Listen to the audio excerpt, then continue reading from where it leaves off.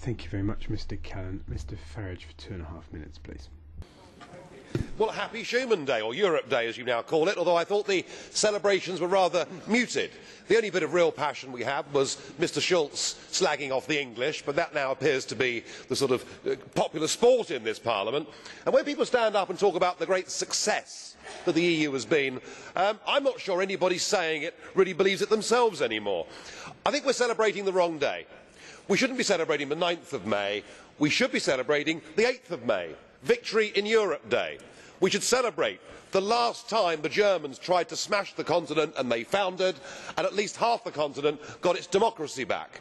What we're celebrating on the 9th of May is another attempt, through different means, to smash democracy across Europe. I don't doubt for a minute that Jean Monnet was well intentioned at the start. He thought that if you abolish nation states, you would stop there ever being another war. He didn't at the time, of course, have the benefit of seeing that theory as it played out in Yugoslavia. But like communism, this has all gone badly wrong. And the EU Titanic has now hit the iceberg.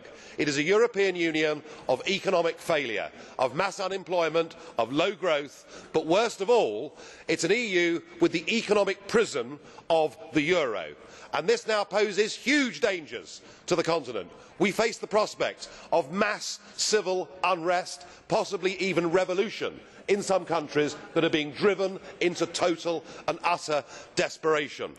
But there is perhaps an opportunity, there is perhaps some good news, that now a democratic rebellion has begun. It began in Finland last year, with the True Finns getting nearly 20% of the vote. And we're seeing in country after country new political movements on the right and the left making big scores.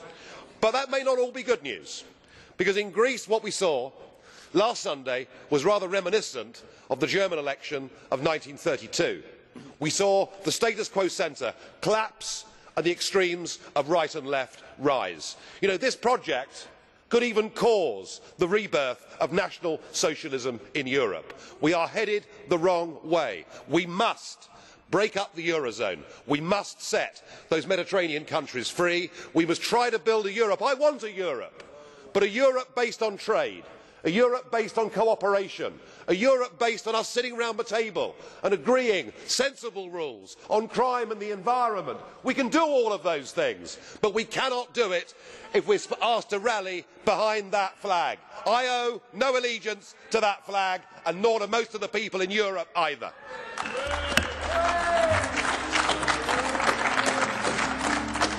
Vielen Dank, Herr Kollege Farage.